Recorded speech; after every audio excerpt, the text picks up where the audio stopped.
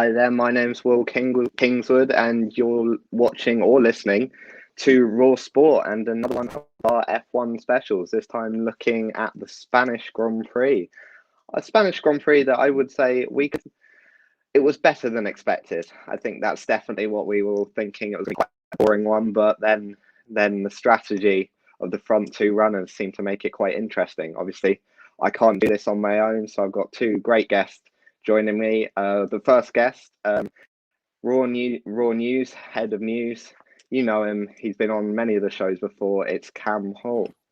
Very good afternoon, Will. It's the first time I've actually done one of these F1 ones in like ages. You know, exams and stuff's just been catching up with me, but it's nice to be back. Yeah, I mean, everyone's got exams at the moment, I guess. Oh, don't tell me. Don't remind me. I just want to get it out of my head. Completely forget it's happening. Let's just focus on the F1 for the moment. And a new guest on the show, Warwick F1 Society, not quite an official society yet, but we're looking forward to it next year. Their head of social media and content. We have Jack Rowe. How are you, Jack? Hiya, I'm all right.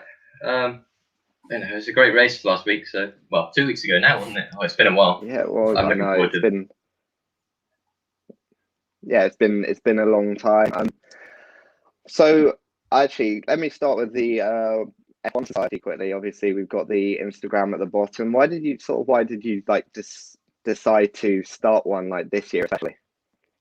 Well, it wasn't me who set it up originally. We got Amy was the first one on it. She had a group of friends. And I think someone had put it on Warwick Fashions as well because nothing can happen at Warwick without it being on Warwick Fashions. But someone put the link to like our OG WhatsApp there, and then it grew. We like 100 people within that. So I think the next step was just making F1 Society. There are obviously enough people interested in it, and I mean, you guys are testament to that, aren't you? So. Yeah, I mean, I was always thinking like, why isn't there one? We've got like football ones, got rugby ones, and it seems like a good time to start. But obviously, we've now got to sort of recap the Spanish Grand Prix, a good race that we saw, and I'll run through the finishing positions for people listening to the podcast. Obviously, if you're watching it, you can see them at the bottom there, but we had Hamilton, Verstappen, Bottas, then Leclerc, Perez and Ricciardo, Sainz, Norris, Ocon, and then Gasly rounding up the top 10. So I guess we'll start by going through like the drivers finishing, and we'll start with Hamilton. Obviously, at the start of the weekend, he was on 99 poles, and there was always the question over whether he could get to 100, which he obviously did. I'll come to you, Cam, first. Did you ever think that Hamilton would be able to get to 100 poles? Because obviously, first person ever to do it, and it's such a massive number. I mean, it's incredible. I mean, he's always been a very quick driver, but to get 100 poles, considering Schumacher, with 91 wins, 7 world titles, I think only got 68 poles. It's absolutely extraordinary. To put that lap together time and time again on a Saturday is so difficult to do. So credit to Lewis Hamilton. He's had some fantastic qualifying performances over the years, and to get across that line and get that 100th pole over the weekend was, I think, absolutely fantastic for him.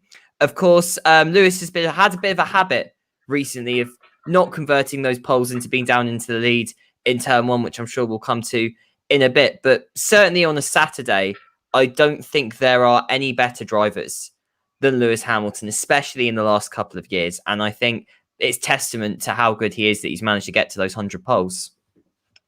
I mean, yeah, I'll come to you, Jack, next. Would you agree with that? Would you say that Hamilton is almost the actual, mate? We always call George Russell Mr. Saturday, but maybe we have to give Hamilton that credit considering he's now hit 100 poles. I mean, yeah, you've taken the words straight out of my mouth. I was going to call him that. If I think you could almost summarize it as Valtteri looks strong. He makes the Mercedes look dominant every weekend on a Friday, and then Hamilton just ups his game. He just has this extra gear that he always goes into. I don't know how he does it, to be honest, because if you watch the free practice sessions, he never looks like he's an 8-time world champion, maybe a 1-time world champion, but he's never quite there on Bottas's pace. But yeah, every time Saturday he steps up. FP3 quali, he's there. Yeah, but I mean, obviously you can't win the race on Saturday, so we'll come to what happened on Sunday. Obviously, we'll mention it a bit later, but Verstappen getting past on the run into turn one. But Mercedes sort of surprised everyone, really, and sort of made the race into a bit of deja vu by employing the two-stop strategy. I mean, I'll come to Jack first. When you saw Mercedes hitting for the second time, what was running through your head? Did you think that they were going to be able to get Verstappen? I don't know. I think in my head that was the one pit decision that made sense in that race to me, because they were behind, they were catching very slowly, but yeah, they had to do something, and that was the move, wasn't it? It worked out really well for them. I was really worried as soon as I saw it. I was like, hang on, Hamilton was ahead. Was Hamilton ahead? No, he wasn't, was he? No, he was. I think he was just behind by a few seconds. Yeah, but I don't know. It's Spain, isn't it? It's so hard to overtake. But yeah, I guess that didn't matter, did it? Straight into turn one later on in the race. But I was worried for a long time that he was just going to get up behind Verstappen and just stay there for 20 laps or something. No, that's a good point. I mean, I'll come to Cam next. Obviously, he had been behind Verstappen for so long, and because Spain is such a difficult track to overtake on, do you think that Mercedes was sort of thinking of that and were thinking, we're never going to get past him, so we've got to do something different? Well, there's precedent for this. Was, of course, Hungary 2019. Very similar position. I think Lewis was running behind Verstappen by a few seconds in that race. Mercedes bring him in, put him onto the two-stop strategy. They know he's going to have the tyres. Verstappen is going to be looking to keep the tyres going. And again, it was a similar thing. It was, very 50-50 whether durability would last. The end, Verstappen would be nursing the tyres, whereas Lewis would be able to go for the fastest laps, not really have to worry about the durability. And again, the Hungaroring has a very similar characteristic to Barcelona. It's a very difficult track to overtake on. The corners don't make it easy for cars to follow.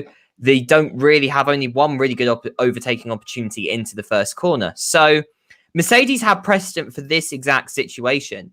And again, we talk about Lewis Hamilton being able to deliver on a Saturday. And I think that is really testament to the fact that Mercedes know that in these kind of situations in the race where you need Lewis Hamilton to be putting in effectively qualifying laps to be able to catch up to Verstappen, they know he can do it.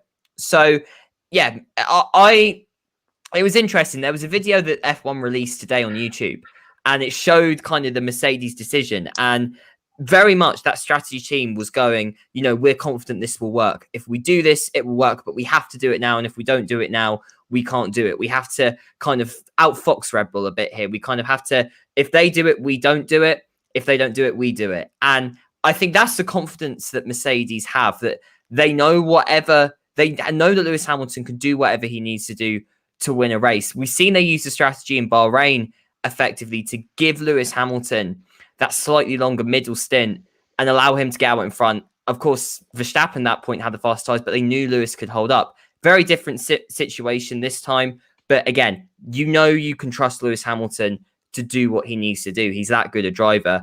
There's precedent for this on a similar sort of track. So yeah, I think it was a really inspired call from Mercedes, but one that ultimately in the end got proven right. I mean, yeah, that seems to be the case. And I'll come back to Jack. Do you think that any other team could have done this? Do you think if it was like Red Bull in a faster car behind the Hamilton and pitting Verstappen, do you think Verstappen would have got past Hamilton if it had been the case?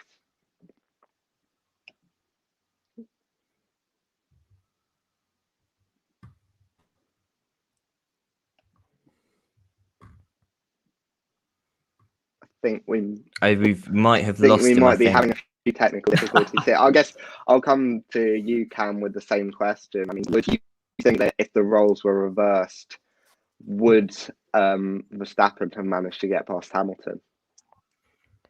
I mean, he probably could. I mean, he did do it in Bahrain, but I think that was in many ways, I think the fact Mercedes took the initiative with the strategy that day. I think Red Bull obviously know they're very good with pit stops and they can do clever strategies. We've seen them do it before. Indeed, Verstappen, when he won in Austria in 2019, did the exact same thing. Very late pit stop, putting down the field, but they had the confidence for him to be able to go and overtake and eventually pull off that very brilliant overtake on Leclerc on, I think, like lap 69 to win that race. So Verstappen, I think, could do it. But yeah, I think a lot of it goes down to just the fact that I know Mercedes obviously have that trust in Lewis Hamilton to be able to put those laps in. And he is without doubt the best driver on the grid in these kind of situations. That's not to say, as I said, Verstappen could have done it, I think, but you'd feel a lot more confident having Lewis Hamilton do it than you would Max Verstappen. Yeah. I mean, I guess as we've been talking about Hamilton and Verstappen, sort of as a pair, we'll move on to Verstappen and talk about his quite aggressive move into turn one. It was a move that sort of signalled that something is beginning to change in the dynamic between the two. What do you think that is, Jack? Do you think that Verstappen is becoming more aware of how much danger Hamilton poses for his chances of winning a first world title?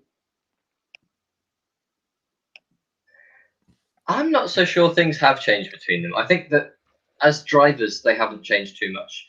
But the fact that Red Bull are now able to contest Mercedes on a regular basis has I don't think something's changed in Max, but the situations have changed around it. So, I mean, we saw in Imola, I think, that first corner move from Verstappen was, again, very aggressive, wasn't it? Is it? I'm rubbish. my memory's a sieve. I think it was Imola or Portimao. The first corner. Yeah, no, Imola. Either way, yeah. Basically, yeah. I think Verstappen's. Yeah, it was okay. I should just stick with my gut, shouldn't I? Yeah, I think Verstappen's always been a very aggressive driver.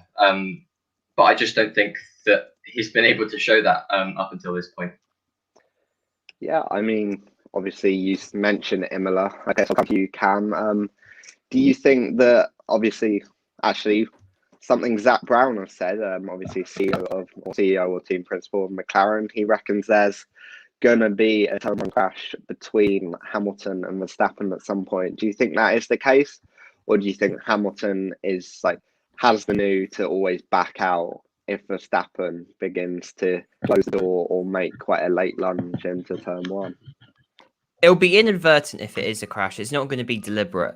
I think it will be a case of, both drivers just misjudging their braking points, or literally a case where one of them's going for a slightly aggressive move, or they lock the brakes, they have a slide. It won't be, as a result of both drivers being too aggressive. I think ultimately Lewis Hamilton and Max Verstappen, I think particularly in the last couple of years, Lewis Hamilton's been a very mature racer ever since he joined Mercedes. Verstappen's really developed that maturity, I would say, since mid-2018. And now he's going for the championship, I think, is driving the best he has in terms of his maturity. So I think both drivers know how to back out of a move. It's not going to be deliberate. It will be something like an accidental tap, or a driver that having a bit of a slide, or a car problem with the brakes or something. But that's not to say I rule it out. And to be honest, I do think it probably would happen. You will get these accidental clashes between title rivals in Formula One. You think back Hamilton-Rosberg, for example, you can count at least one or two clashes between them every season they were going for the title. Schumacher and Hakkinen, have previously had these little clashes between the two of them. Senna and Prost. Now, admittedly, you could say that in, of course, in 1990 Suzuka, then that probably was a bit deliberate. But title rivals do tend to have these clashes. It's just the nature of the sport. They're competitive drivers. They're going to make mistakes. I don't think it's going to be like a catastrophic clash that Zach Brown makes it out to be. There will be something, but it's not going to be deliberate. And I think that's the key point to make. These are two very mature drivers. And I don't think that if there isn't any accident between the two of them this season, it's not going to be as a result of one just completely driving like an idiot. Yeah, I mean, speaking of possible mistakes, we saw quite a slow pit stop for the Red Bulls on Verstappen's first stop, which is quite uncharacteristic. And it seemed to be because Verstappen sort of came in without sort of telling the team. I mean, I'll come to you, Jack. Do you think that's sort of interesting that maybe Verstappen's beginning to take control rather than having the team make decisions for him? I think it was a bit of a miscommunication from the team. I read the report, and it was they said, I don't know, they didn't mention a pit at all, but they talked about tyres on that lap, and then he came in. And I think possibly he got it in his mind that he was coming in soon. Yeah, I don't know. I think Verstappen's been set up as number one in Red Bull for a white brain. Perez coming in hasn't changed that. He knows he's number one. I don't think team orders or, I don't think anything would have changed this year. Okay. I mean, and finally, Cam, I'll come to you after the race. Obviously, he comes second to Hamilton. He'd got the fastest lap point, so it was only a 6-point deficit for the race. But he said that there was no way that the Red Bull could have held Mercedes behind them, which is quite an interesting dynamic considering what we saw at the start of the season. Do you sort of think a bit of gamesmanship, or do you think Red Bull are genuinely concerned that they've now got the second fastest car rather than the fastest car? I think the thing about Mercedes is the operation in terms of being at the front of the field. They're a very consistent team. They've been there for the last few years. They know what they're doing. They know, like we saw with Strategy Call, they know how to make it work. They know to take those risks, and they know how to make it pay off. I would say at the moment, it's very difficult to tell between the Mercedes and the Red Bull.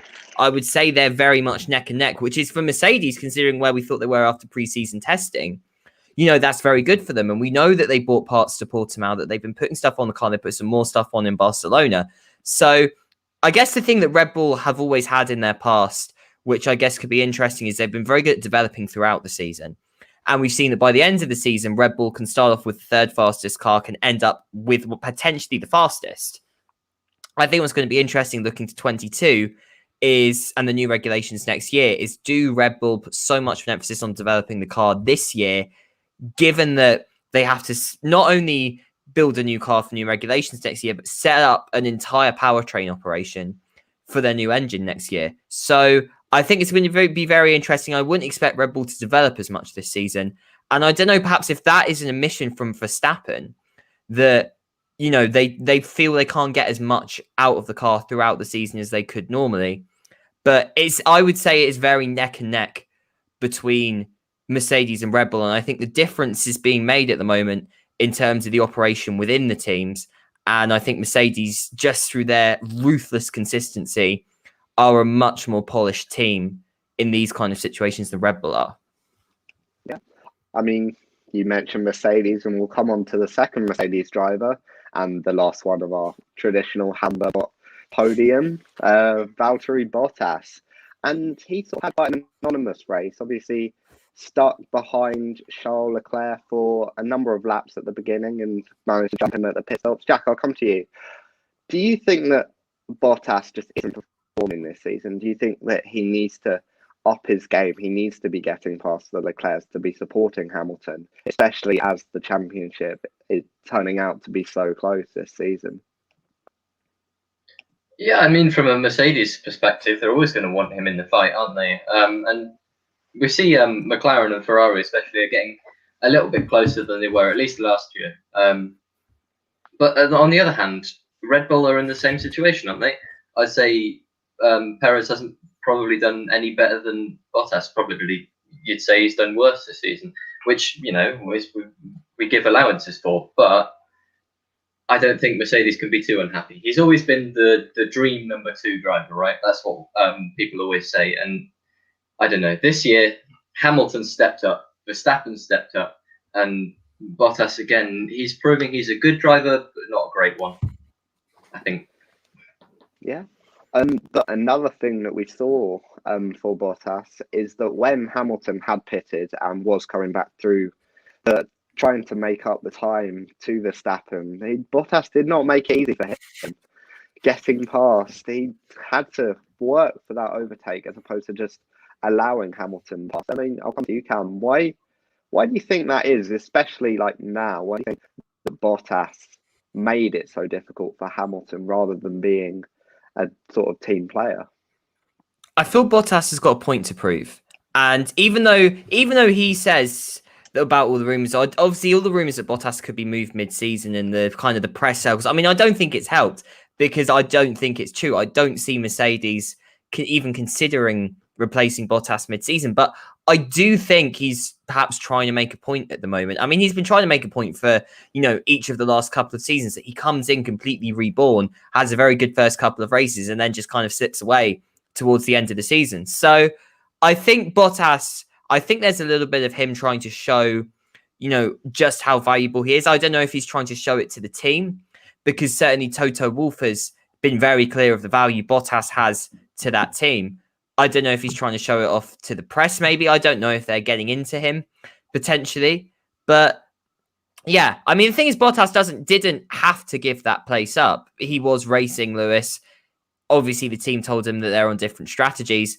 But if Bottas was perfectly within his right to not do that. So yeah, I think Bottas is in many ways trying to prove a point at the moment. I don't know if he was trying to show that he can battle Lewis, but ultimately he knew in the end there wouldn't be much reason to do it because Lewis would probably overtake him on a straight. But yeah, I think the whole circle of rumours, especially given the George Russell situation as well, and I think the fact that got quite heavily exaggerated after Imola, and of course the crash between Bottas and Russell, I think that's playing a part a little bit. And I do think Bottas is responding a little bit to some of that criticism that he's had in the press, even though he says he isn't. And I do think it's affecting him somewhat. And I think given that Toto Wolff has always says the value of Bottas is the fact he's a reliable number 2, I don't think that necessarily helped him. Yeah, I mean, I'll come to you, Jack, with the same sort of question. Do you think it was really worth Bottas making like that defense, especially that seemed to be quite half-hearted? I think it was like the only overtake made into turn 10 for the entire race happened to be Hamilton on Bottas.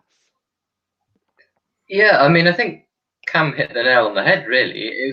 I don't know what his idea was. He can't be trying to appeal to the team for that because he's not a number 1 driver. If he's not aware of that, then maybe that explains it. But he has to realize that that's not his role in the team. He's not going to go win that race from that point on. Is he trying to prove himself to other teams? That's another bizarre reason that I can think of, but it really is the only reason I can think. What does he gain from that? I don't understand at all. He's getting 3rd, regardless of what happens. He's getting 3rd. But if he defends, Mercedes lose points, or they crash and then they lose a lot of points. If he's trying to show that he still has what he had at Williams, 4 years ago for other teams, because he's scared of losing a seat and maybe just leaving F1 altogether, maybe that explains it. But other than that, I just don't understand it. It doesn't make any sense to me.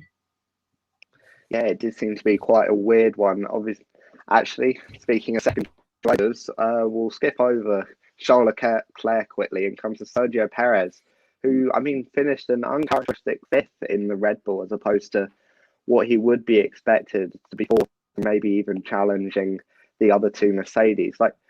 I'll come to you, Cam, first. Do you think that Perez should be given time, or do you think that he should be up to scratch and he should be being able to challenge Verstappen, Hamilton and Bottas by now? Well, I think firstly, half the reason he finished in 5th and not 4th was because of how brilliant Charles Leclerc was in that race. And Charles Leclerc is showing him off easily to be the best driver outside the top 2 teams. So I think that's partly a big reason why he finished there. Ultimately, to finish at 5th ahead of every other driver is, I think, where Perez would have wanted to be. He's certainly doing a better job than Alex Albon was. Alex Albon, I don't think, would have finished 5th. I think he would have been much further down in the midfield scrap. I think Perez has at least been able to distinguish himself from that. I mean, the Red Bull this year is an easier car to handle, so he should be able to get up to pace a bit more. But I think it's just a general thing that with all the drivers that moved into the new teams this season, that none of them have really got up to pace yet.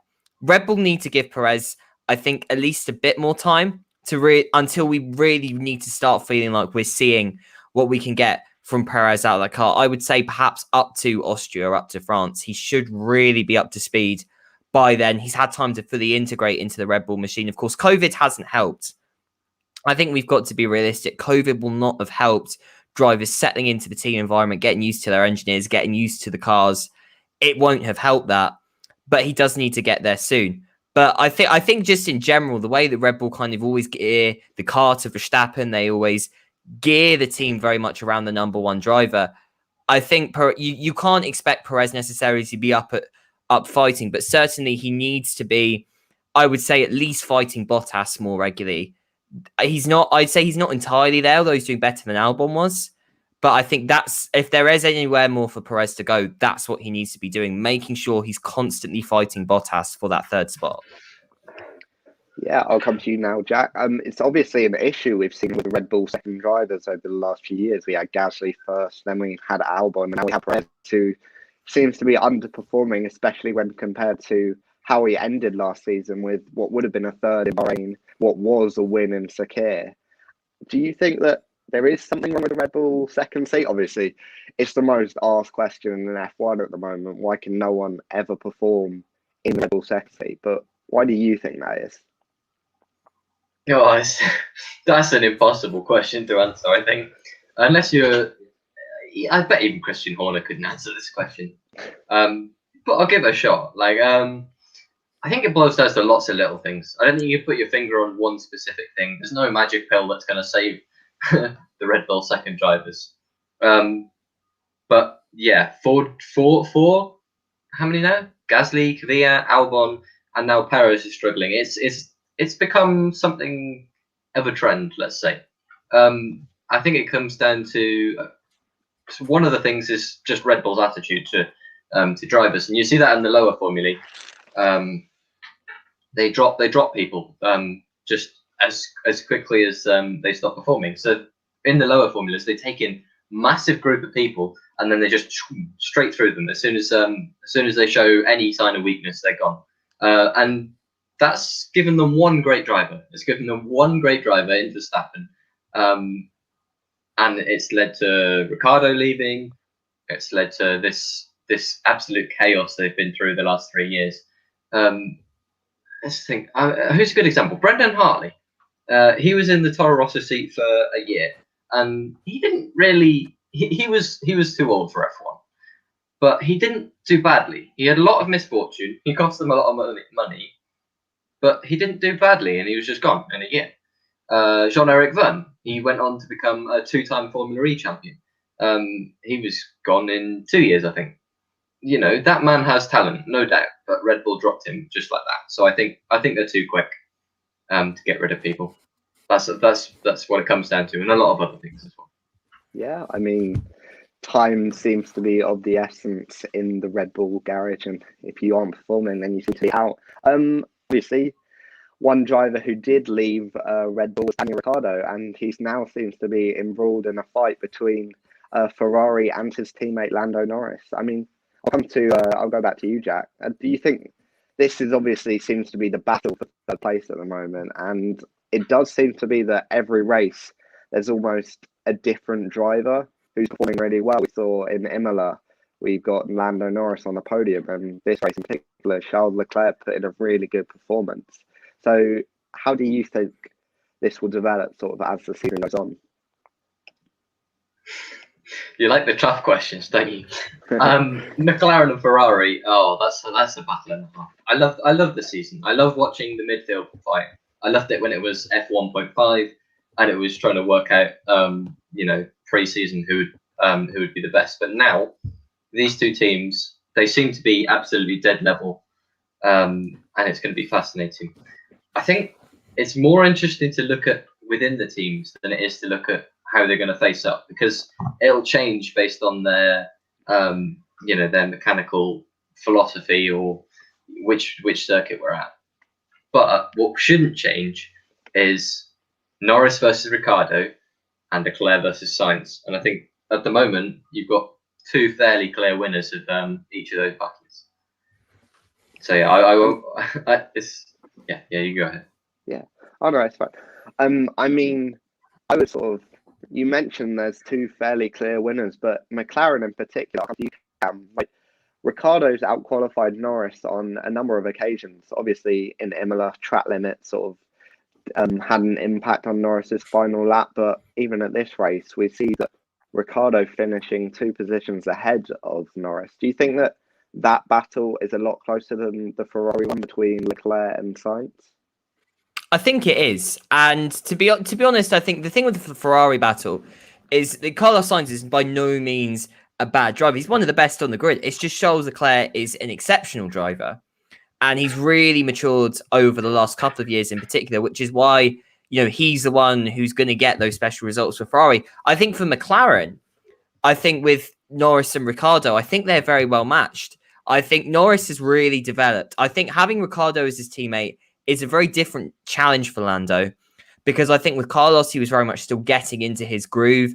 I think the relationship between Carlos and Lando is also very different from that between Daniel and Lando, which is a lot more focused. I think it's a lot more professional, shall we say. I think they don't necessarily see each other as best mates like Carlos and Lando did. I think there's very much more of a sort of more, I say professional in the sense that it's not quite making jokes every 2 seconds. And I feel that, I think, is that where the relationship's different. That's why I think Lando has stepped up this season. I think that's why they're very well matched.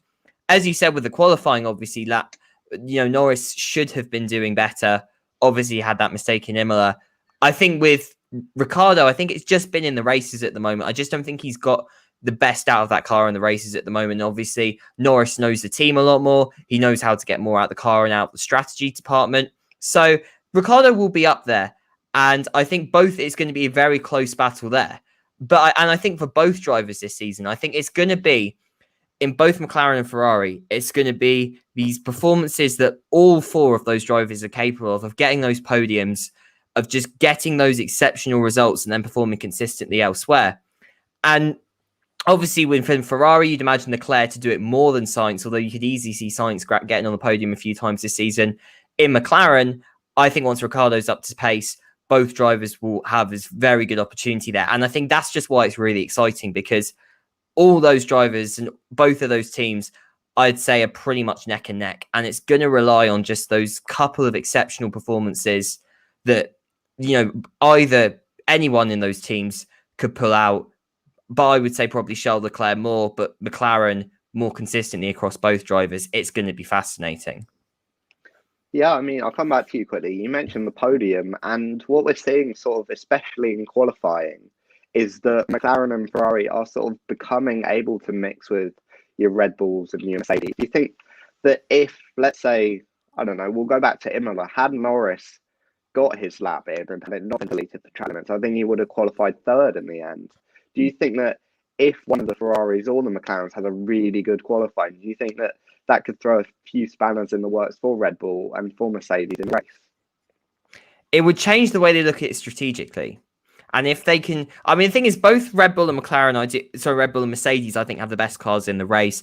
I think they're able to pull off more of the gaps, which I think is perhaps where, if they can pull out a gap early on, then the strategy may not come into effect so much. But I mean, we saw at times last season, Racing Point were able to mix up in the top, but it didn't really have much of an effect in the race. So I think we need to see a little bit more from both, if McLaren and Ferrari in the races. I think we need to see them being able to properly fight up at the top. I think certainly if they can mix amongst Bottas and Perez a bit more, I think that's where it's going to get interesting. And we saw it with Leclerc in Barcelona. He was mixing with Bottas, he was mixing with Perez, and he was making it difficult for both Mercedes and Red Bull to try and use their second drivers as buffers almost for their number 1 driver, because you had that Ferrari in there who was really just an outlier in effect of what both teams wanted to do. So I think if they can do more of that, it's going to be interesting. But certainly McLaren and Ferrari are the 3rd and 4th best cars on the grid, and they've got a lot of potential to potentially get into that top 2.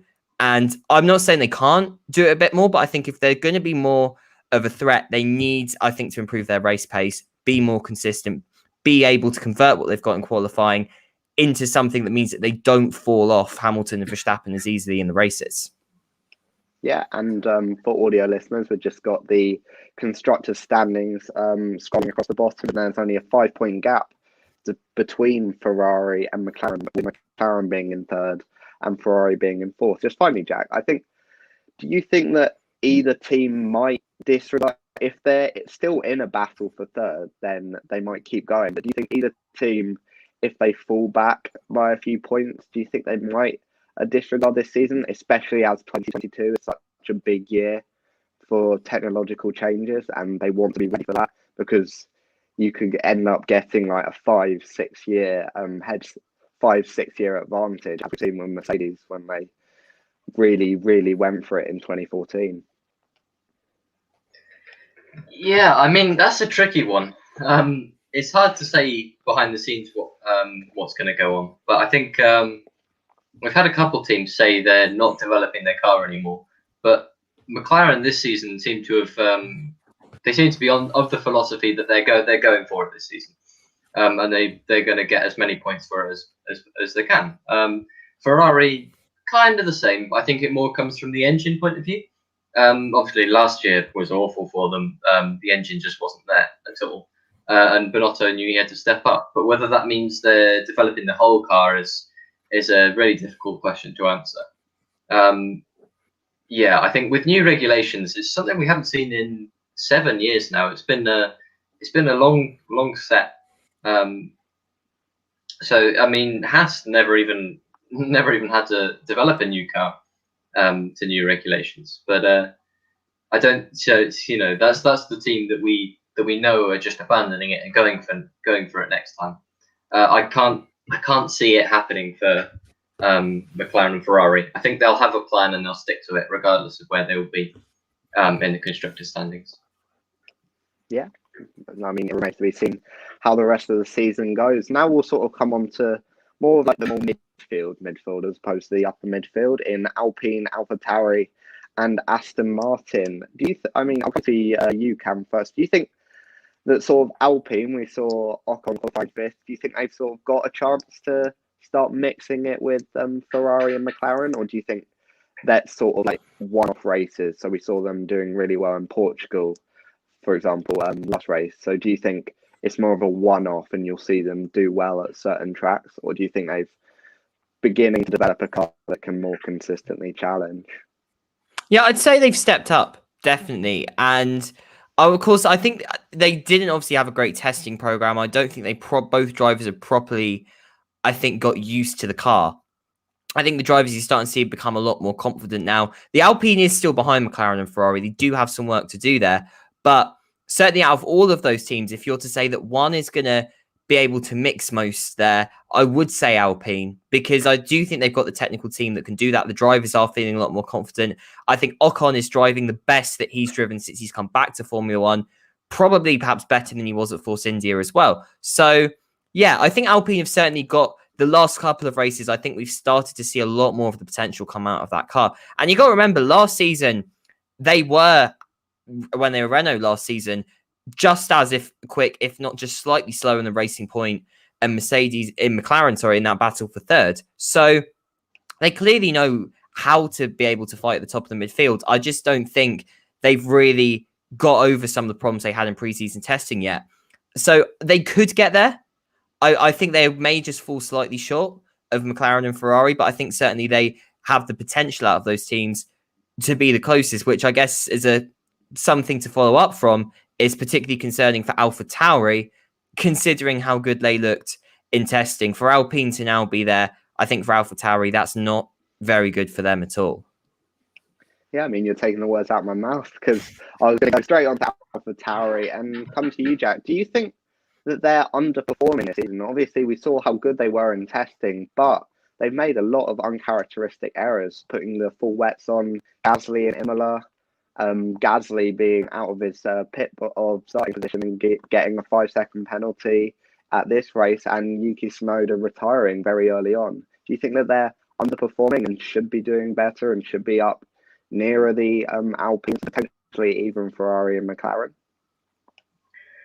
I mean, that's a pretty controversial question, but I think from my perspective, I just give my opinion on it, but AlphaTauri really impressed me this season. I think as F1 fans, we're very quick to get used to what the status quo is. So we just look at testing and suddenly it's AlphaTauri, they're the 4th best team or the 3rd best team.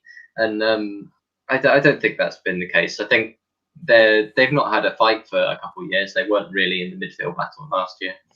And maybe there are a few teething problems. Yuki Tsunoda's fresh in, the youngest F1 driver in a couple of years. And on the grid as well. It's bound to happen. Yes, they probably should have gotten more points from these races. I think, not many people are going to argue from that. But at the end of the day, I'm not too fussed about that. If you looked at where they were, January, and said, you'll be sixth in the championship, but you'll be right in a midfield battle, they would have taken that, I think. Yeah, I mean, if they could start performing for my fantasy team, that would be quite nice. but finally, we'll come on to the last team out of the three, Aston Martin, and I guess I'll come to you, Cam.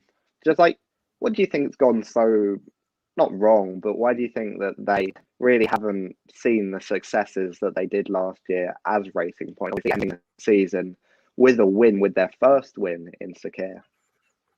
I think firstly they've not got on top of the situation with their low rake floor design. I think clearly for their aero regulations this season, the way that obviously they almost did a copycat of the Mercedes in 2020, follow that on into 2021. Of course, Mercedes have got their package working almost for every condition. I don't think Aston Martin have quite got that. And it's very interesting, actually. There was an article I read a couple of weeks ago, which talked about Lawrence Stroll saying that he wanted to almost do a carbon copy of that low rake floor design, despite the fact the engineers wanted a completely different package. Now, it's an interesting one to see what Lawrence Stroll's doing in that team. We haven't heard much from him really this season, and it has been a disappointing one in terms of obviously the car's just not been performing. I think Lance has done okay. He's not been spectacular, but he's been getting points at least, which I think is good for them. I think Sebastian has shown flashes of what he could do in that car, getting Q3 in Portimao. But again, if that's what we're really celebrating, Vettel getting into Q3, that's really problematic.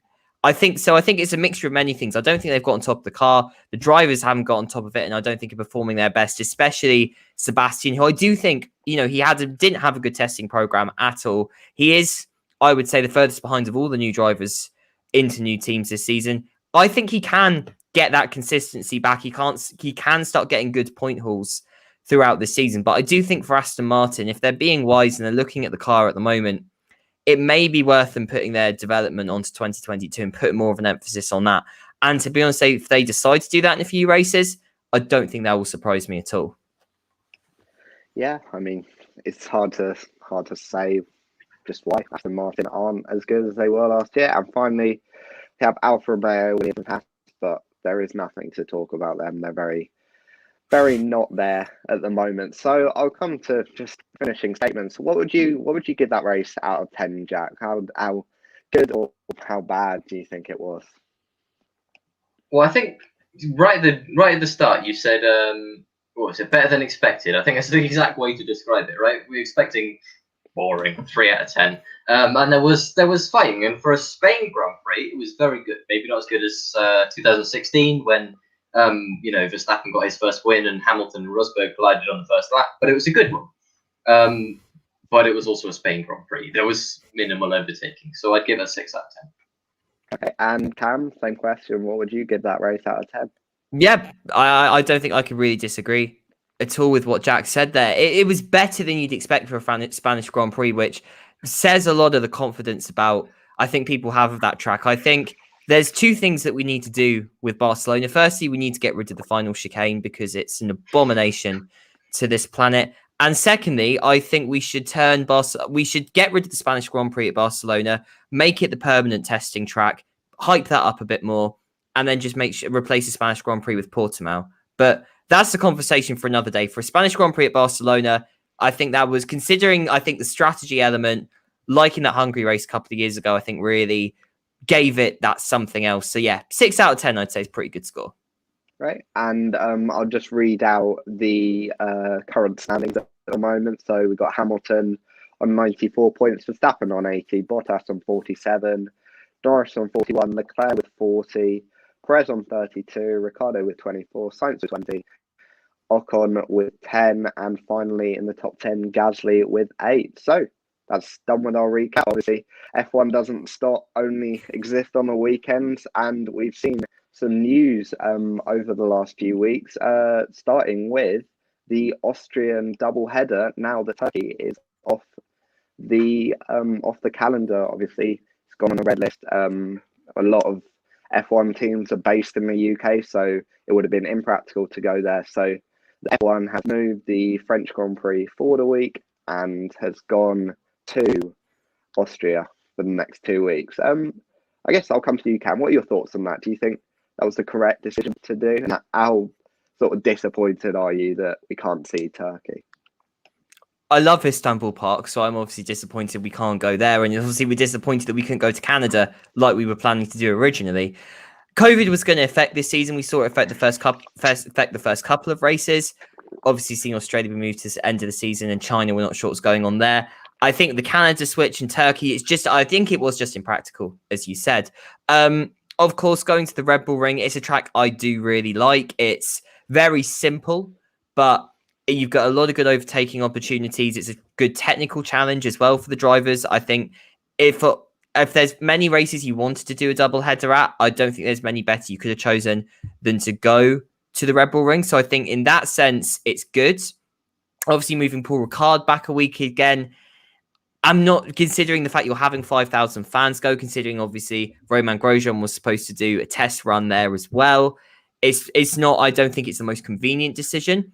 If I was Formula One personally, I would have kept the French Grand Prix that weekend and seen if I could have done another race the week before. I don't know if they could. If it was too late for them to try and sign a contract to allow them to race at Hockenheim or the Nürburgring, for example, have a race in Germany and take like we did with the Eiffel Grand Prix last season. But if you are going to do a double header, I don't think there's many better tracks you could have chosen than the Red Bull Ring. So in that regards, it feels like a compromise solution.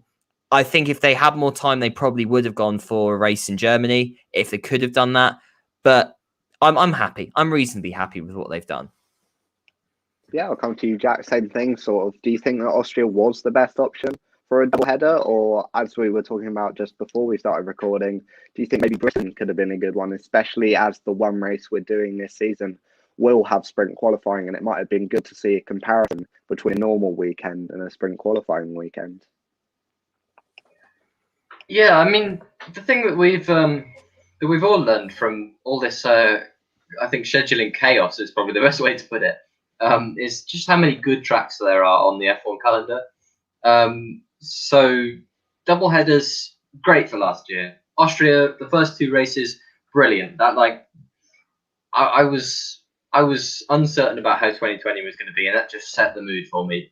But going back there again, I'd have rather seen another race. You know, I didn't think about what Cam said, putting it earlier. But Nürburgring's a great venue. Hockenheim's a great venue. Kyle Army, I have to say it. I want a world championship. Come on, team. You know, there's so many good circuits that we could have gone to. So yeah, I wouldn't choose to go to Austria twice. I wouldn't choose to go to Britain twice, even if it's a home Grand Prix. But yeah, I can see why you might choose to do that if. Sorry. If no. I thought I was finished as well. But what was I saying? Yeah. With sprint races on the calendar, I can see why you might choose to go to Britain. I can also see why you might choose to go to Austria twice. Yeah, I mean, there's definitely should be a good race, but maybe there were other options for it. But if we're talking about maybe crossing to different continents to do races, we'll cross the continent of America quickly, moving away from F1, but keeping it on an F1 related note. We saw Romain Grosjean having quite good success in IndyCar. I mean, I didn't watch the race personally, and Jack, I think you might have. So I'll sort of come to you to sort of describe it to people who may not have seen it and who may be more focused on F1. Oh God, I'm good giving us a race recap, right? So it was at Indianapolis, the what you call it, the inside circuit, the GP circuit. So F1 went there in 2007, I think. That was the last time they went. I mean, after 2005, it probably a bit late for that. So Grosjean never raced there. Grosjean started in 2009. That was his first race. But he came out, he put it on pole straight away. And then it was a rolling start, too wide. So he managed to hold the lead through the first corner, some challenge. And then, yeah, he kind of drove away. Rinus VeeKay was the eventual winner. I really like him. He's got the same birthday, so it's like straight on there supporting him. He came through fifth, got the undercut. So in IndyCar, there's a lot more pit stops, so he got kind of an undercut. Took victory by 6 seconds. But Romain was, it's only his third racing in IndyCar. He really proved he had what it takes to race in America. Yeah, I mean, I'll come to you, Cam. Obviously, what we saw with Romain Grosjean in Bahrain last year was quite shocking, and probably many people didn't think he'd ever race again. But coming back now to go to what is a different series, different cars, and in your third race, put it on pole and eventually get a podium, like that says a lot about the sort of driver Romain is. So, I mean, what are your thoughts on that? You've got to think Romain Grosjean is not a bad driver by any sense of the imagination. If you go back to 2012 and 2013, Romain Grosjean was consistently getting his Lotus on the podium. He was competing for victories towards the end of 2013. So he's a very good driver. I just think he's kind of been lumped in with a Haas for the last couple of years that just really wasn't delivering what he needed from that car. And he, of course, he is an error-prone driver, but he's a very quick driver and he knows how to get results. So yeah, I think it's very good for him to be getting these results in IndyCar now. We've seen a lot of drivers go between F1 and IndyCar and not really translate their success in one into the other. There's been kind of very few exceptions to that rule. Nigel Mansell, Jacques Villeneuve. But I think Romain Grosjean is someone who really could translate that success over. I think, obviously, he's not doing the oval races this season. I think the crash in Bahrain played a part in his decision not to do that. The speeds are very high. I think he may want some time just to get used, like we said, with these kind of Grand Prix circuits, which is something he's most used to. I mean, Grosjean made the point. As a circuit compared to the ones he's done so far, this is kind of what he's most used to. Of course, Indianapolis was set up for Formula One in a way that other tracks have been raced so far and IndyCar haven't. So, yeah, I think he was always going to get some good results. He's really seeming to be dialing in to the series. And I think IndyCar in general, from what I've kind of been following of it this season, does seem to be very close. And I think it's really, there's an opportunity for a lot of drivers from a lot of different teams to do well. And I think Grosjean getting that opportunity, I think is fantastic. And he's clearly showing that he is still a very quick driver and showing us that perhaps we didn't quite get to see exactly what Romain Grosjean could do in Formula One.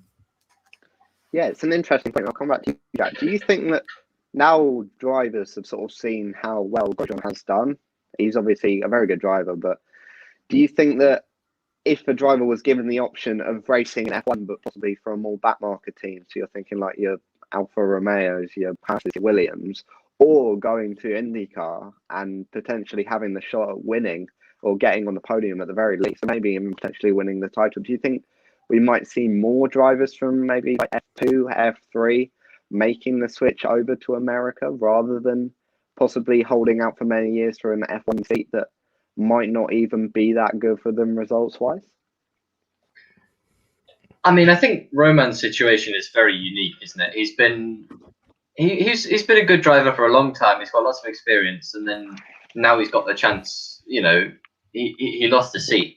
He's got the chance to go somewhere and prove himself. But if you just look at Romain Grosjean, you're not getting the full picture. I mean, in IndyCar at the moment, we've got Felix Rosenqvist and Marcus Ericsson, who've done very well in Formula E, especially. And the Marcus Ericsson's probably the exact kind of person you're talking about. He drove for Sauber for a couple of years, very much a backmarket team. He didn't prove himself as much, but if you had the chance of driving for, if I said to you, if I changed the question, if I say to you, would you rather drive for Haas now, or would you rather go to IndyCar and be kind of like bottom 2/3 consistently? Which would they choose? You'd hope it'd be F1.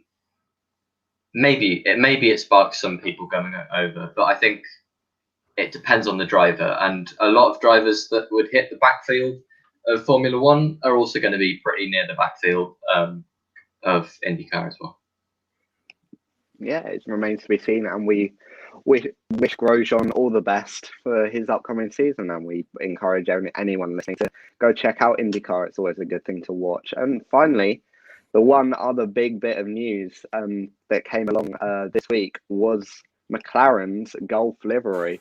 For a one-off for Monaco, they've sort of put a livery inspired by golf, so that's their fuel and lubrication. And the Golf livery is iconic in motorsport. We've seen it on the Ford GT40, for Le Mans. It's been on McLaren's before for their Le Mans runs with the F1 GTR, and it's been on a few Porsches over the 70s and 80s.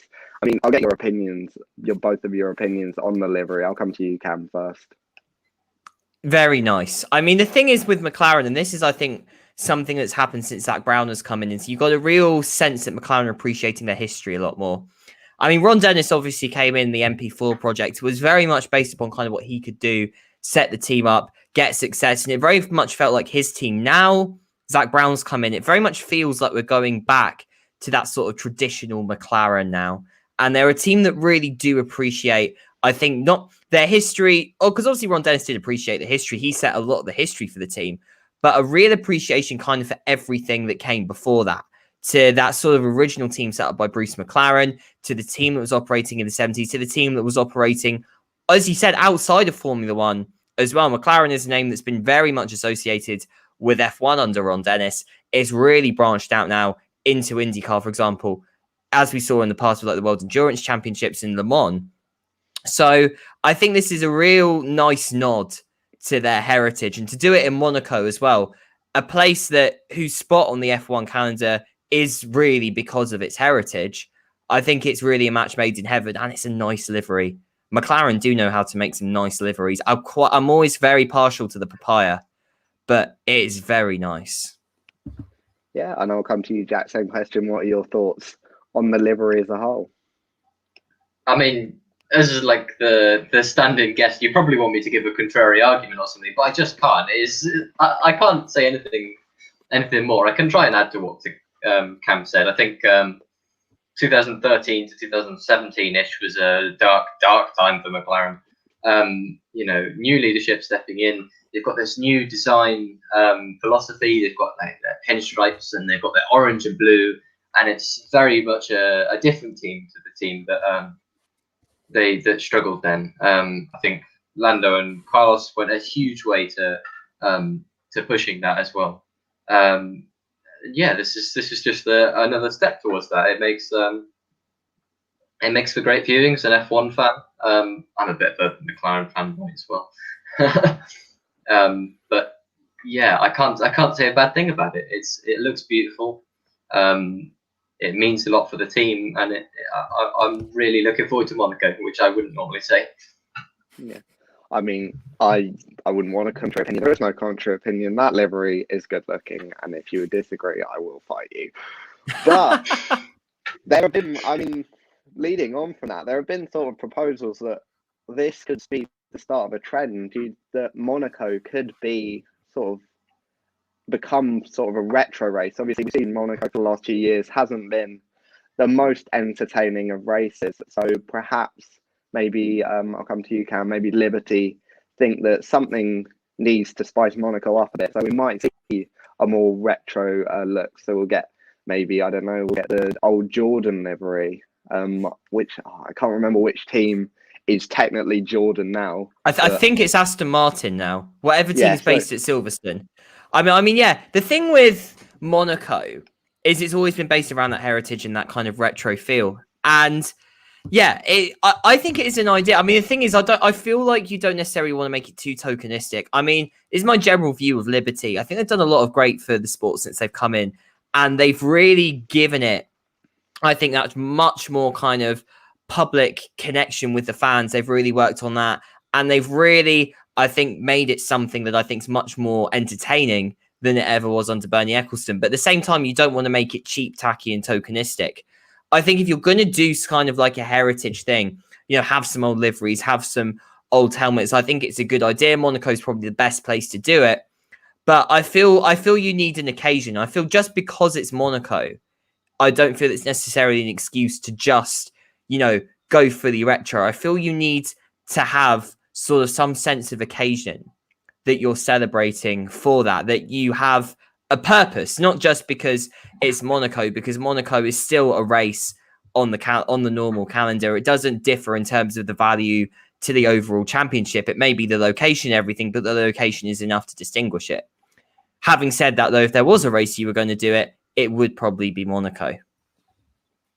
Yeah, I mean, Jack, do you agree? Do you think that it's sort of maybe a good way of making Monaco a bit more unique without affecting the championship, possibly as we're seeing with the swim races being trialled at other tracks? Yeah, I mean, Cam said exactly what I was thinking. You know, if you want one race, do it Monaco, but I would not do that. I would pretty much what we have at the moment, like we saw with the 1,000 races livery. Give the teams one race per year. They can change the livery with within reason. And I'd like to see more teams take it up, obviously, but you can't force them to. I wouldn't want to try and force them to, because if it's every year, then it becomes a little less special, if you like. So yeah, I'm glad they're doing it, but I wouldn't want to see it every year. Okay, I mean, let's just hope they don't have the luck of some of the other heritage liveries. Obviously, we saw in 2019 in Germany, Mercedes had a horror show race, and Ferrari's race in Mugello, it was last year, wasn't great with their 1,000 GP livery. But speaking of Monaco, that is the next race of the season. Practice is tomorrow as we're recording this, and obviously qualifying and the race are on Saturday and Sunday as usual. Are you looking forward to Monaco, or do you think it's going to be quite a boring one?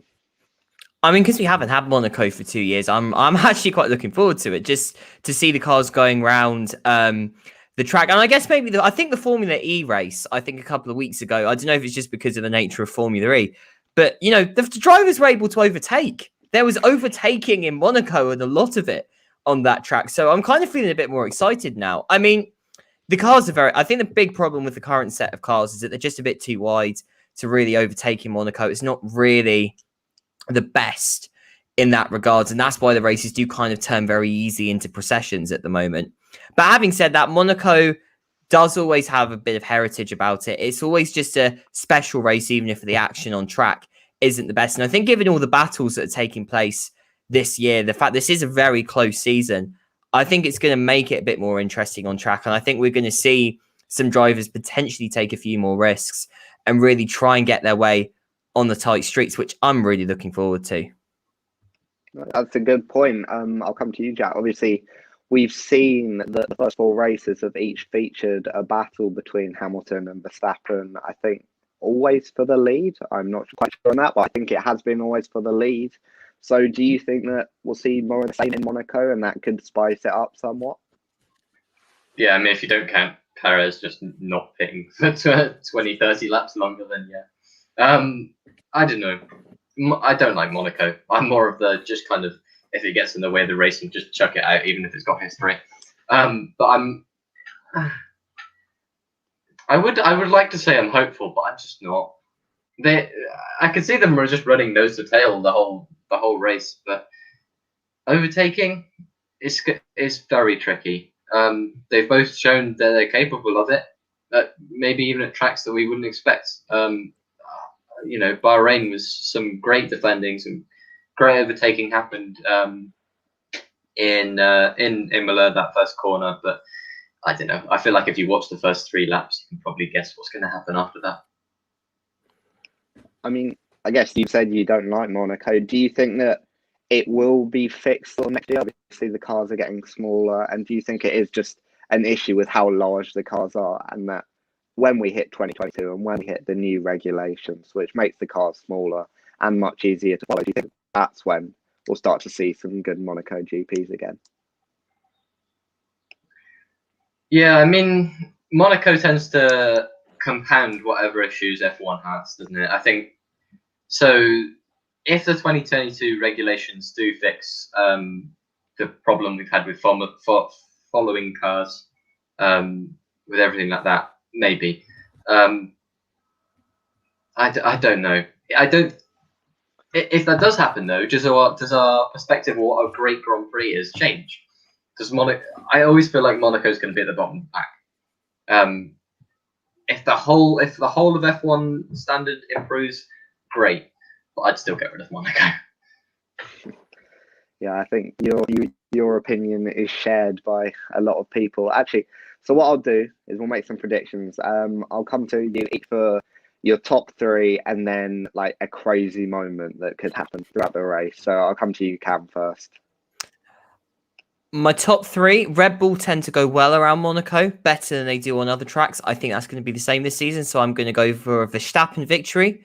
I'm going to go Lewis Hamilton second.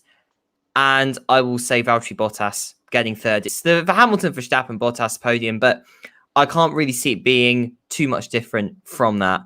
In terms of a crazy moment in the race, that's a tough one. I think it's going to be an interesting one. I do think this could be a race of attrition. I've just got a feeling I think this could be a slightly more attritional Monaco Grand Prix this year. So I will predict points for either an Alfa Romeo or a Williams driver. Fair enough. Yeah, I'll come to you, Jack. Same thing. Top three, and then perhaps something like unexpected or crazy that could happen at the race. Yeah, I mean, we've talked about Hamilton being Mr. Saturday already. We'll let him steal George's title. So I think he'll be able to take victory. I'll put him number one. I could go a little bit crazy with it. If Perez is going to be able to step up, because tyre wear is important around Monaco. You want to do a one stop regardless of what the race is, but it's still quite a long race. I'm going to put Perez second, and then Verstappen third. And then I guess that's crazy enough as it is, but for craziness, let's say some teammates collide, say Ocon and Alonso. There's a decent team battle. Yeah, I mean, and one more thing: how many laps will Mazepin last before he crashes into a wall? I'm presuming you're going into the sea rather than the wall. I mean, yeah, I feel Mazepin will crash in this race because I feel the walls are a bit too close for him. So I will be I feel I'm going to be optimistic. I'm going to give him at least 50. And I feel he will bring out a safety car that could lead to some slightly interesting strategies going into the last stint and may perhaps fulfill my prediction of an Alfa Romeo or a Williams point scoring race. Yeah, and Jack, what do you think?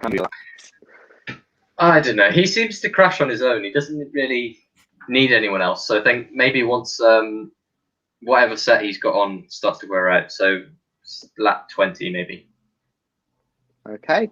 Yeah, I think that's everything we've covered. Obviously, I would encourage everyone to watch the race, obviously, and there will be a special Mr. Thursday for whoever does well on in FP1 and FP2, because obviously it's on Thursday this time rather than Friday, and definitely 100% watch qualifying, because I think most people would agree that's where the best of the action is going to be, unless we do see a car in the sea. But thank you to my guests for coming on. Thank you to Cam and Jack.